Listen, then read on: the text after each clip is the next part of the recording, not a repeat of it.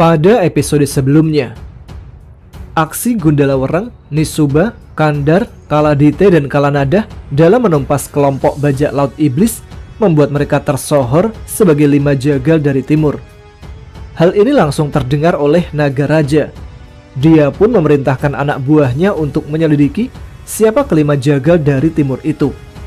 Karena Nagaraja merasa aksi mereka mengancam kekuatannya sebagai pengguna jasa dari para bajak laut yang ditumpas oleh Gundala dan kawan-kawannya. Setelah tahu 5 jagal dari timur itu merupakan Gundala Wereng dan kawan-kawannya, Nagaraja segera membuat sayembara untuk menangkap mereka. Di sisi lain, Nagaraja juga mengutus Panembahan Kalamala untuk membunuh Gundala Wereng. Pertarungan dahsyat pun akhirnya terjadi, yang kemudian membuat Mian bisa merasakan energi Gundala Wereng. Mian pun segera menuju ke tempat Gundala bertarung bersama Ganggang Wilis, Candrasa, Condromowo, dan Ajeng. Saat itulah Gundala dan Wilis dipertemukan kembali untuk bertarung bersama lagi.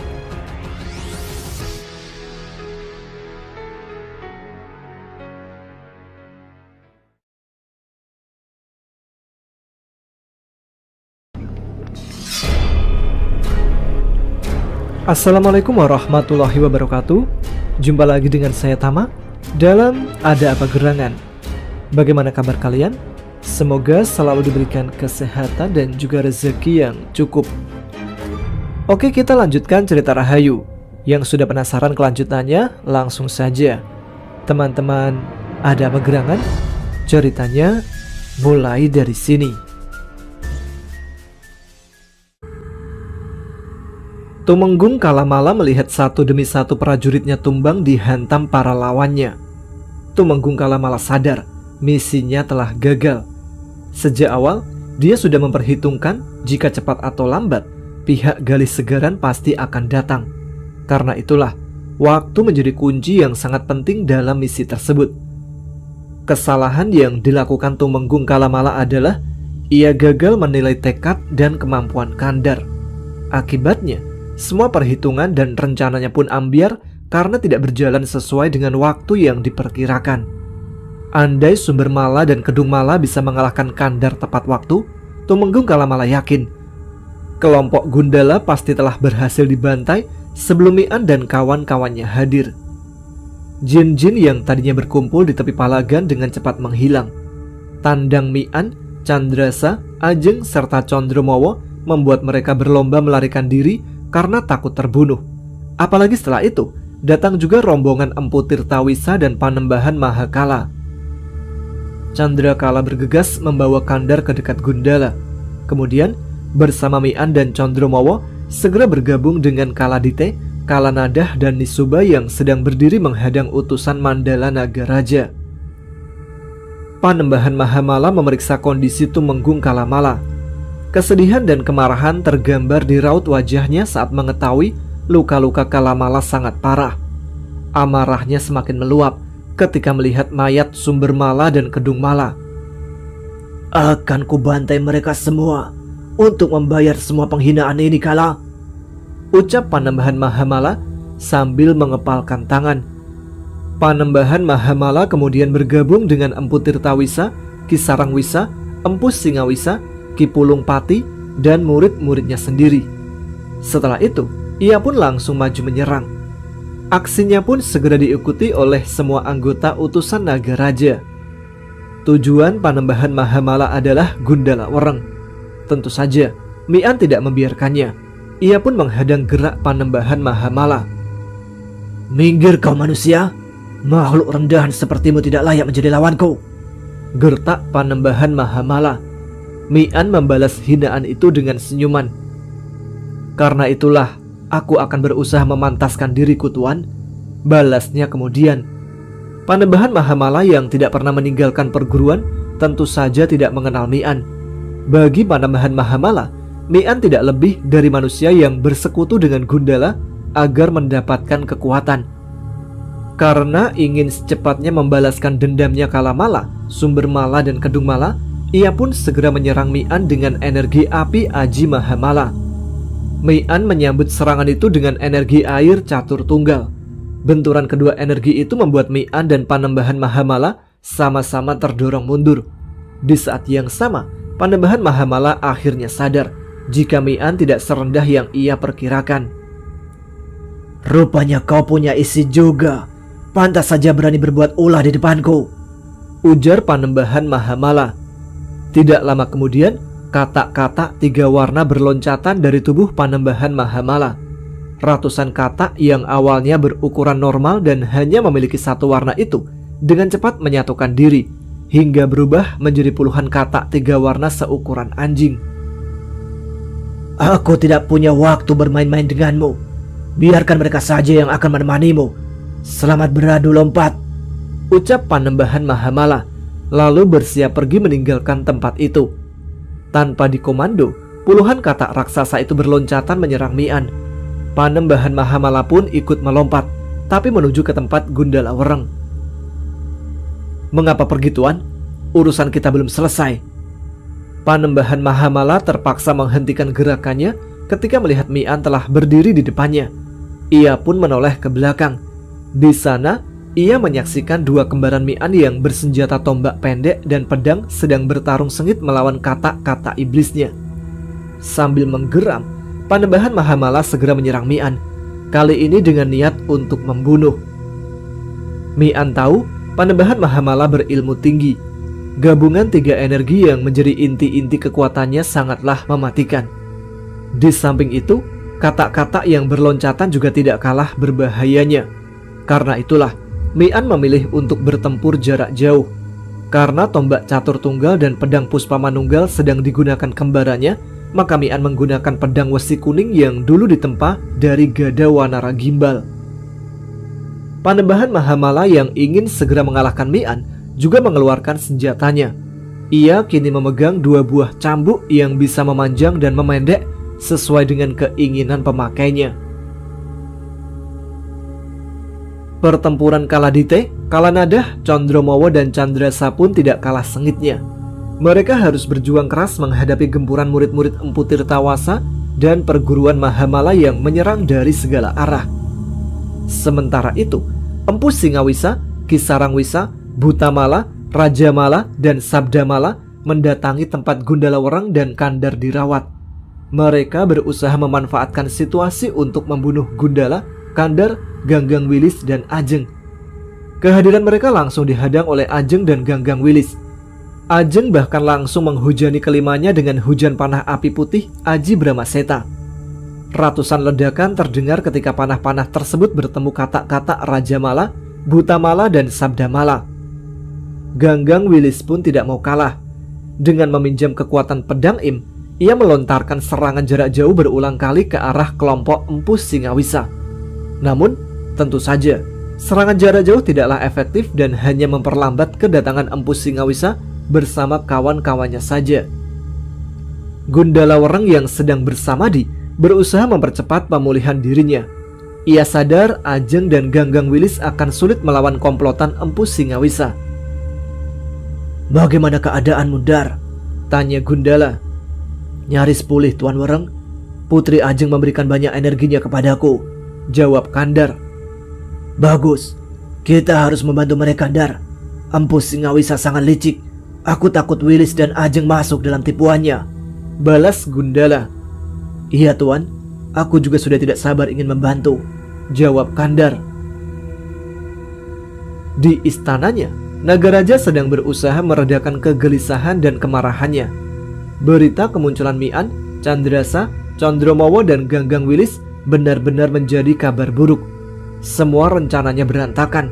Cepat atau lambat, Istana Laut Selatan pasti tahu dialah yang telah merencanakan penculikan Ganggang Wilis. Apalagi setelah mengetahui Tumenggung Karangwulung dan sekutunya telah ditangkap. Hal itu menyebabkan segala strategi dan taktik yang telah disusun berdasarkan laporan Tumenggung Karangwulung tidak berguna. Nagaraja sadar, saat ini justru dialah yang telah masuk dalam jebakan Ki Gali Segoro. Satu-satunya jalan untuk mencegah Istana Laut Selatan melibatkan diri adalah mencegah Ganggang Wilis dan Tumenggung Karangwulung memberikan kesaksiannya di depan Ratu Laut Selatan. Karena itulah, Naga Raja segera memerintahkan para sekutunya membunuh Ganggang Wilis sebelum ia kembali memasuki Mandala Laut Selatan. Naga Raja juga mengirimkan pasukan pembunuhnya ke Galis Segaran untuk menghabisi Tumenggung Karangwulung serta semua yang terlibat dengan aksi pengkhianatannya. Sepasang kembaran Mi'an akhirnya bisa membinasakan kata-kata Panembahan Mahamala. Mi'an pun menarik mereka kembali untuk mengembalikan energinya. Berbekal tombak catur tunggal, serangan Mi'an pun kian berbahaya dan mematikan. Panembahan Mahamala sangat marah saat tahu kata-kata peliharaannya musnah. Kemarahan itu dilampiaskan Panembahan lewat serangan cambuk. Namun, sabetan-sabetan membabi buta tersebut dengan mudah bisa dihindari Mi'an yang energinya telah kembali utuh. Di tempat lain, Ganggang Wilis bersama Ajeng bertempur mati-matian melawan Empu Singawisa dan Ki Sarangwisa. Sambil bertarung, Ganggang Wilis berulang kali menoleh ke tempat Gundala dan Kandar berada. Kekhawatiran terbayang jelas di wajah gadis itu. Ia sangat berharap ada yang akan menolong Gundala dan Kandar dari serangan Raja Mala, Butamala dan Sabdamala yang saat ini sedang menuju ke sana. Karena konsentrasinya pecah, kewaspadaan Ganggang Wilis pun berkurang. Hal ini dimanfaatkan dengan baik oleh Empu Singawisa. Sebuah pukulannya berhasil menghantam Ganggang Wilis. Beruntung, saat Empu Singawisa akan melayangkan pukulan kedua, Ajeng berhasil menghentikan serangan tersebut. Terlukanya Ganggang Wilis membuat pertempuran berjalan timpang. Ajeng harus berjuang lebih keras lagi untuk mempertahankan diri, sekaligus melindungi Ganggang Wilis yang kini tidak bisa bertarung dengan baik lagi.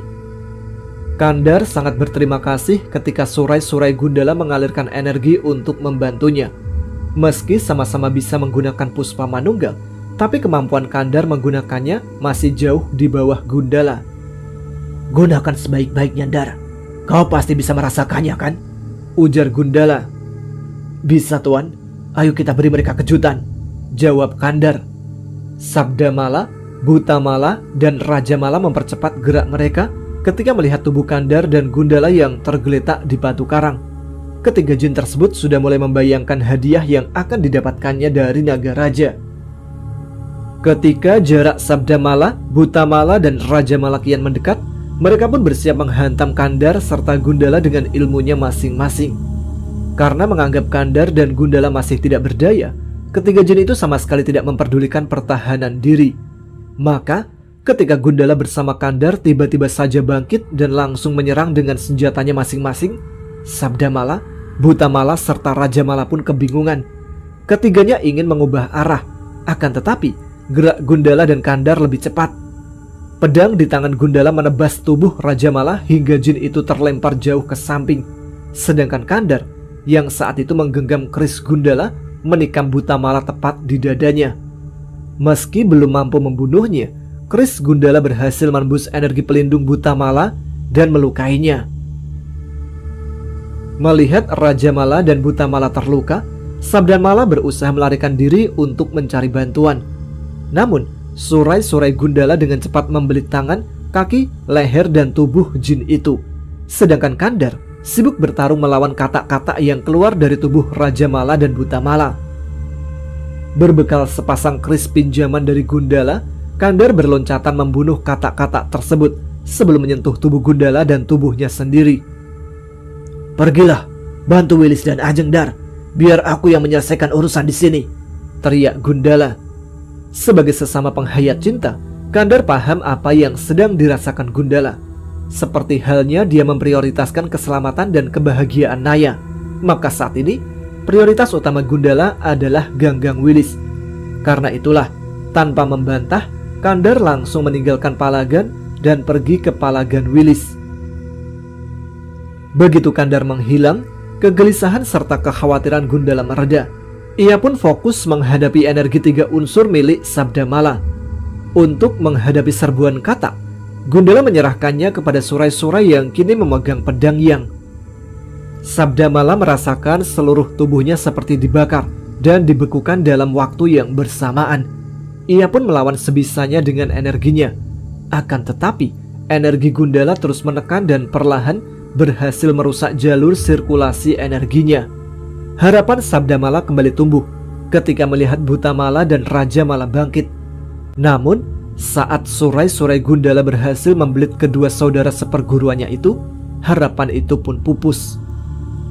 Gundala sendiri sesungguhnya juga sedang berjuang keras melawan energi gabungan Sabdamala, Raja Mala, dan Bhutamala.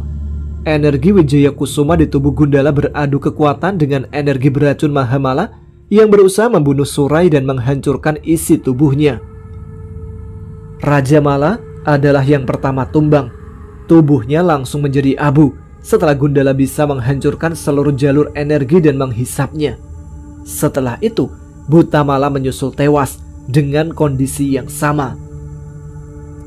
Pernahkah kau merasakan akibat dari ilmumu sendiri? Tanya Gundala sambil berjalan mendekati Sabdamala. Jin itu merasakan tekanan energi Gundala perlahan menghilang. Sekarang rasakanlah, ucap Gundala melepaskan belitan surainya sembari menghantam Sabdamala dengan energi yang dihisapnya dari Raja Mala dan Bhutamala. Seiring dengan masuknya energi Mahamala, Sabdamala tidak bisa bergerak. Bersamaan dengan itu, seluruh tubuhnya terasa nyeri, panas dan dingin yang jauh lebih menyakitkan dari serangan energi Gundala sebelumnya. Dengan cepat, energi Mahamala merambat dan menghancurkan jalur-jalur energinya. Tidak lama kemudian, Sabdamala pun tewas. Ketika Kandar muncul dengan membawa keris Gundala dan ayahnya, perasaan Ganggang Wilis terguncang hebat. Ia menyangka sesuatu yang buruk telah terjadi kepada Gundala. Hal ini mempengaruhi gerak serta aliran energinya. Wilis, awas serangan! Teriak Ajeng yang melihat Ganggang Wilis hanya terdiam ketika Empu Singawisa menyerang. Jika saja Kandar tidak lebih dulu menyambar dan menarik Ganggang Wilis, gadis itu mungkin sudah terhantam pukulan Empu Singawisa. Bagaimana kondisi Gundala, Ndar? Apa dia masih hidup? Tanya Ganggang Wilis dengan gelisah. Gundala masih berjuang, Putri. Sekarang lebih baik Putri berusaha memulihkan diri. Doakan saja Gundala segera menyusul ke sini, jawab Kandar, lalu bergegas pergi menghadapi Empu Singawisa yang mengejar mereka. Jawaban Kandar justru membuat Ganggang Wilis semakin gelisah.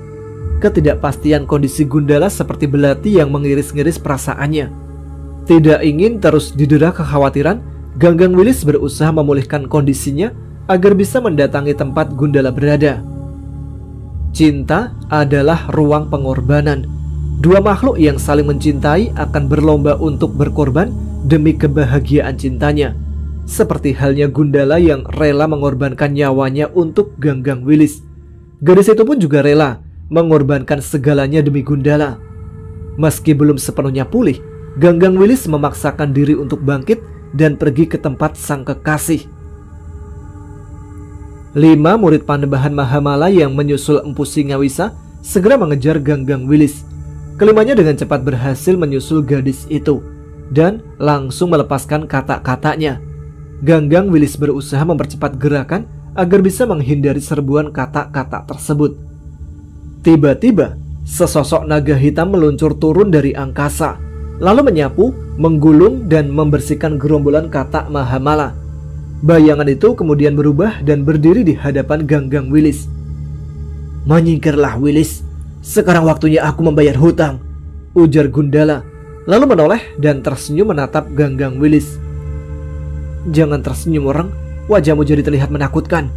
Cukup matamu saja yang tersenyum, canda Ganggang Wilis. Gundala tertawa. Begitu ya. Baiklah, memaksakan diri tersenyum juga melelahkan. Benar sekali, apalagi jika harus berpura-pura bahagia seperti Pek Liongli. Tapi aku bersyukur, aku dan dia kini tidak perlu lagi berpura-pura bahagia, balas Ganggang Wilis. Maksudmu? Tanya Gundala bingung. Aku bahagia bersamamu, sedangkan Pek Liongli, semoga Tuhan merestui hubungannya dengan Isuba, jawab Ganggang Wilis setelah berdiri di samping Gundala. Mundurlah, Wilis, lukamu masih belum sembuh, ujar Gundala. Bukankah kau sendiri juga sedang terluka? Lagi pula, jika kau mati demi aku, untuk apa juga aku hidup? Bagi pecinta, tidak ada yang lebih menyakitkan selain harus kehilangan cintanya. Bukankah demikian, Reng? Balas Ganggang Wilis. Gundala tidak menjawab. Ia paham berdebat dengan Ganggang Wilis adalah sebuah kesia-siaan.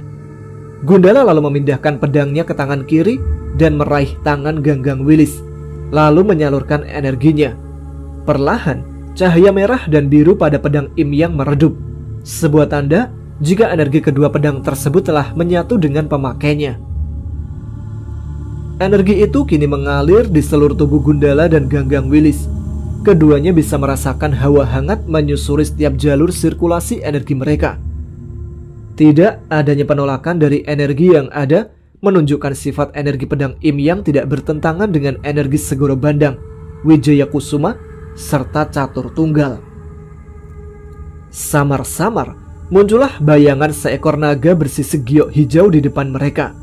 Naga itu lalu berubah menjadi sesosok lelaki tampan berpakaian serba hijau. Laki-laki itu lalu menggerakkan tangannya melingkar.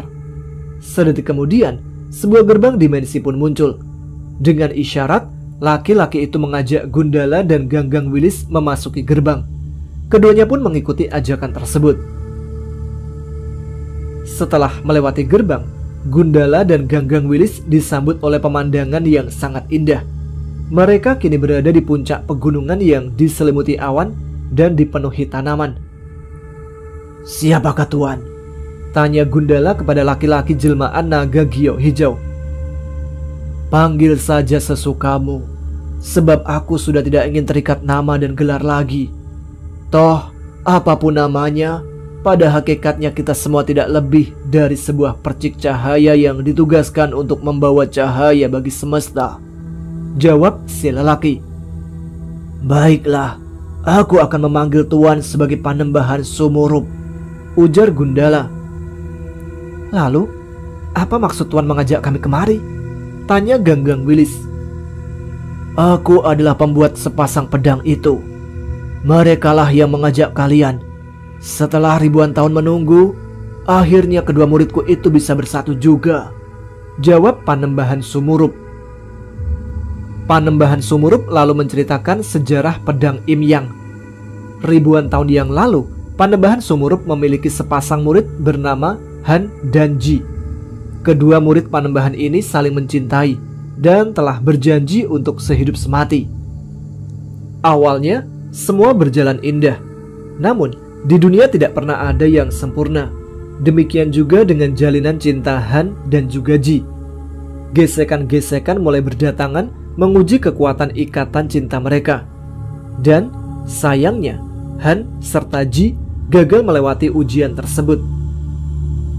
"Kalau boleh tahu, apakah yang membuat mereka berpisah, Panembahan?" tanya Ganggang Wilis.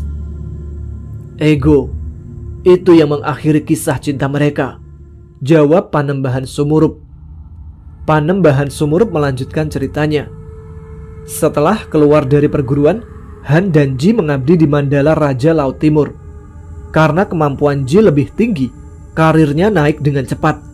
Sementara Han yang kemampuannya berada di bawah Ji, karirnya biasa-biasa saja. Hal ini membuat mereka menjadi bahan gunjingan. Banyak penghuni Mandala menganggap Han tidak pantas menjadi pasangan Ji. Mula-mula, hal ini tidak menjadi masalah. Akan tetapi, lama-kelamaan, Ji merasa terganggu juga dengan hal tersebut. Ia pun memaksa Han untuk berjuang lebih keras lagi dalam meniti karir. Han pun berusaha menuruti keinginan Ji. Namun, karena ada sangat banyak saingan, Han pun harus pasrah ketika posisinya tidak juga naik. Disinilah gesekan-gesekan mulai berubah menjadi benturan. Ji menilai usaha dari Han terlalu lemah. Sementara Han yang merasa telah semaksimal mungkin berjuang, menganggap Ji terlalu banyak menuntut. Dua makhluk yang awalnya selalu berusaha saling memahami itu, kini mulai berlomba menghakimi. Perlahan hubungan mereka menjadi dingin. Han yang merasa Ji tidak lagi menghargainya, memilih untuk menyibukkan diri dengan berkumpul bersama teman-temannya. Hal itu membuat Ji semakin marah. Ia menganggap Han telah mengabaikan keberadaan dan perasaannya. Di tengah kondisi tersebut, jin-jin yang merasa iri dan jatuh hati kepada Ji mulai bergerilya untuk menjatuhkan dan menghancurkan kehidupan Ji. Mereka bekerja sama, menyebarkan isu-isu tentang perselingkuhan Han dengan dayang-dayang istana. Puncak dari konspirasi bejat itu adalah saat mereka menculik dayang-dayang tersebut dan memasukkannya ke kamar Han. Pihak istana pun marah besar. Mereka menuduh Ji ikut terlibat dalam aksi tersebut. Ji tentu saja menolak. Untuk membuktikannya, pihak istana memerintahkan Ji menangkap Han. Ji pun menuruti perintah tersebut. Ia dan pasukannya memburu Han ke segala penjuru. Mereka pun akhirnya bertemu. Ji yang sedang dibakar cemburu pun langsung menyerang Han. Pertempuran berjalan timpang karena Han lebih banyak bertahan daripada menyerang, sampai Han akhirnya menyerah di tangan Ji. Tanpa diduga, pihak istana memerintahkan Ji untuk mengeksekusi Han. Ji pun dengan tegas menolak perintah tersebut. Bagaimanapun juga, ia masih mencintai Han. Akibat dari penolakan itu, Ji dianggap sebagai pengkhianat dan ikut menjadi target eksekusi. Pasukan istana langsung menyerbu Ji dan Han. Mereka pun melawan sekuat tenaga. Di saat bertempur bersama lagi itulah Ji dan Han baru menyadari kesalahannya masing-masing. Mereka pun saling meminta maaf dan larut dalam penyesalan. Apakah mereka selamat, Panembahan? Tanya Gundala. Panembahan Sumurup tersenyum sedih. Jika mereka selamat, sepasang pedang itu tidak akan ada, jawabnya.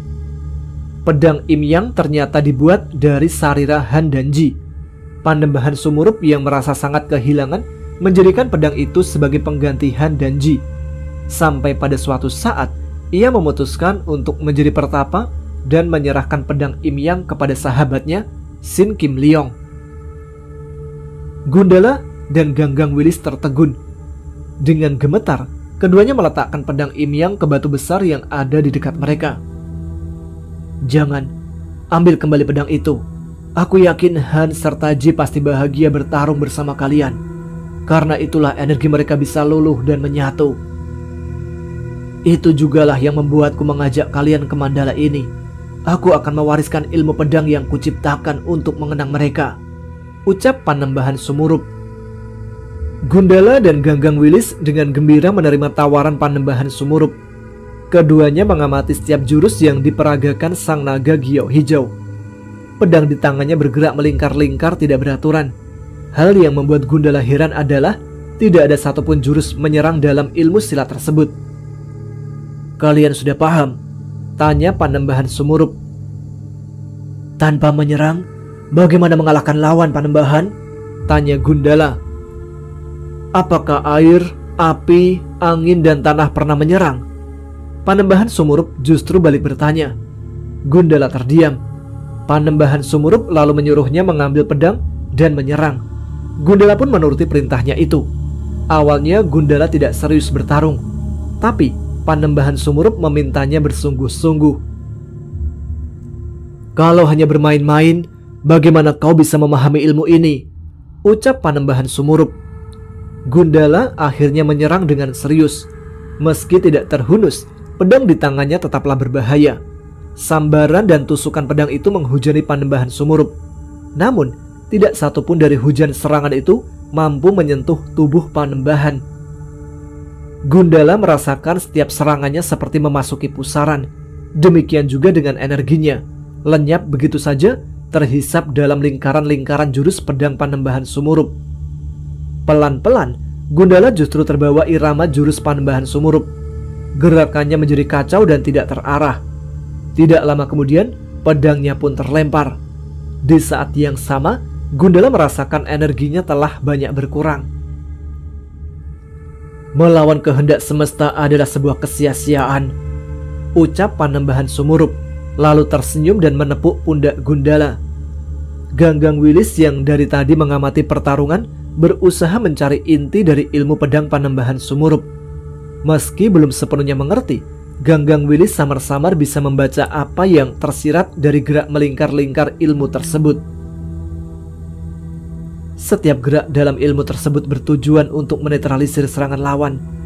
Kuncinya adalah dengan penyesuaian diri terhadap perubahan dan pergerakan lawan, ucap Ganggang Wilis. Benar sekali Putri, seperti sedang memainkan layang-layang. Kita harus bisa menghadapi, menyikapi bagaimana gerak angin, agar tahu kapan waktunya menarik dan mengulur benang, hingga layang-layang tetap melayang. Prinsip ini juga berlaku dalam pertarungan. Jika kau bisa memahami dan beradaptasi dengan pergerakannya, maka menguasai lawan hanya tinggal menunggu waktu saja. Namun, tentu saja hal ini sulit diterapkan dalam pertarungan jarak jauh atau adu ilmu pamungkas. Selain itu, kekuatan dan kemampuan lawan juga berpengaruh. Bagaimanapun hebatnya pemain layang-layang, ia tidak akan mampu bertahan melawan gulungan puting beliung. Anggap saja ilmu ini sebagai pelengkap ilmu kalian, sebab kulihat sebagian besar jurus-jurus kalian bersifat keras dan cenderung mengandalkan serangan, tapi lemah dalam pertahanan. Terang Panembahan Sumurup.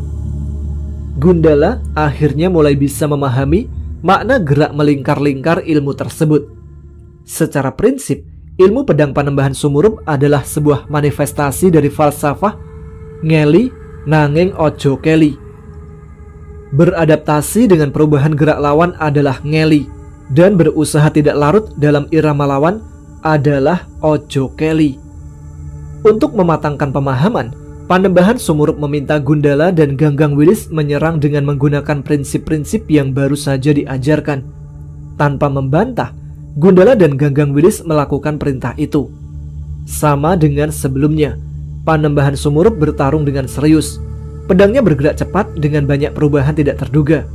Andai pedang itu benar-benar terhunus, tubuh Gundala dan Ganggang Wilis pasti telah dipenuhi luka. Kalian adalah pasangan, bertempurlah layaknya pasangan. Untuk dapat melangkah, satu kaki harus maju dan kaki yang lain mundur. Untuk melompat, dua kaki harus bergerak bersama. Ayo, temukan harmoni serta semangat untuk saling melengkapi dan menyempurnakan itu, seru Panembahan Sumurup. Kalimat itu mengingatkan Gundala kepada Kaladite dan Kalanadah, serta ilmu Dwi Raga Rasa Tunggal mereka. Ia pun mencoba menerapkannya. Pelan-pelan, Gundala berusaha menyesuaikan geraknya dengan Ganggang Wilis. Tidak lama kemudian, Ganggang Wilis pun melakukan hal yang sama. Saat menyaksikan itu, Panembahan Sumurup tersenyum. Ia senang karena Gundala dan Ganggang Wilis akhirnya bisa memahami intisari dari ilmu pedang yang diciptakannya. Meski begitu, sedikit kesedihan hadir di jiwa Panembahan Sumurup saat ingatan tentang Han dan Ji tiba-tiba datang. Setelah beberapa lama, Panembahan Sumurup mengakhiri latihan. Ia lalu memberikan beberapa saran untuk menyempurnakan harmonisasi jurus Gundala dan Ganggang Wilis. Ingatlah, pertarungan terberat kalian nanti bukanlah melawan makhluk-makhluk dari luar atau kegelapan, tapi justru dengan perubahan dan kelamnya ego kalian sendiri. Ketika salah satu dari kalian merasa lebih baik dari yang lain, saat itulah setan mulai mematikan cahayanya dan menyalakan cahaya palsunya. Jika hari itu tiba, kenanglah kembali alasan kalian mengikat janji. Han serta Ji telah gagal melawan perubahan dan kegelapan tersebut. Semoga kalian tidak. Nasihat Panembahan Sumurup sebelum membuka gerbang dimensi.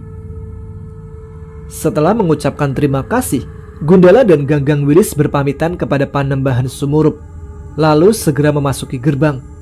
Begitu kembali, keduanya langsung melihat murid-murid perguruan Mahamala yang masih berkeliaran mencari keberadaan mereka. Gundala dan Ganggang Wilis beradu pandang, lalu segera mencabut pedangnya masing-masing. Sedetik kemudian, mereka melesat ke arah lawan-lawannya. Murid-murid Panembahan Mahamala segera berkumpul menyambut kedatangan Gundala dan Ganggang Wilis. Pertarungan sengit pun terjadi. Tidak hanya menyerang dengan memakai pedang, Gundala juga memanfaatkan surai-surainya. Gabungan kekuatan dan jurus mereka berhasil membuat lawan-lawannya kebingungan. Tidak lama kemudian, satu persatu murid Panembahan Mahamala pun tewas di ujung pedang Imyang serta surai Gundala. Ketika Gundala dan Ganggang Wilis tiba di tempat Ajeng serta Kandar bertarung, pertempuran masih berlangsung. Pasukan bantuan Nagaraja telah tiba. Sebagian dari mereka kini membantu Empu Singawisa dan Ki Sarangwisa. Tanpa membuang waktu, Gundala bersama Ganggang Wilis langsung melibatkan dalam pertempuran. Lama sekali kalian. Sekarang bukan waktunya bermesraan, seru Ajeng. Rupanya kau ikut ketularan gila seperti Candrasa Putri, balas Gundala. Ajeng tertawa. Ia sangat gembira saat melihat kemunculan Gundala dan Ganggang Wilis. Perasaan khawatir yang sejak tadi menghantuinya lenyap. Hal ini membuatnya semakin bersemangat. Kandar pun demikian. Serangannya kian cepat dan bertenaga. Apalagi jumlah lawannya telah berkurang karena kedatangan Gundala dan Ganggang Wilis. Sebaliknya, kini Empu Singawisa yang gelisah. Kehadiran Gundala dan Ganggang Wilis membuat kemungkinannya untuk menang semakin kecil. Ia pun mengajak Ki Sarangwisa melarikan diri dan bergabung dengan pasukan bantuan. Tanpa membantah, Ki Sarangwisa menyetujui ajakan tersebut. Dua jin itu mulai mencari kesempatan untuk meninggalkan Palagan. Gelagat Empu Singawisa terbaca oleh Gundala. Ia pun memberi isyarat kepada Ganggang Wilis. Keduanya lalu segera mendatangi Empu Singawisa dan Ki Sarangwisa. "Ayo kita gunakan ilmu itu, Wilis," ajak Gundala. "Ayo Reng, aku juga ingin mencobanya dalam pertarungan sebenarnya," balas Wilis. Tanpa membuang waktu, Gundala langsung menyerang Empu Singawisa dengan jurus-jurus barunya. Pedangnya bergerak melingkar-lingkar mengurung lawannya. Hal yang sama juga dilakukan oleh Ganggang Wilis kepada Ki Sarangwisa. Empu Singawisa dan Ki Sarangwisa kebingungan menghadapi ilmu tersebut. Serangan tombak berkait mereka seolah menyentuh pusaran angin dan terpuntir hingga kehilangan arah. Hal itu terus berlangsung, sampai akhirnya Empu Singawisa terpaksa harus melepaskan tombak karena tidak mampu menahan gerak pedang Gundala. Empu Singawisa murka. Ia segera meloncat maju untuk menyerang Gundala dengan ilmu pamungkasnya. Untuk menghemat energi, Gundala memilih menghindari serangan tersebut dan menyerang setelahnya. Empu Singawisa mengira Gundala akan menyambut serangannya secara langsung.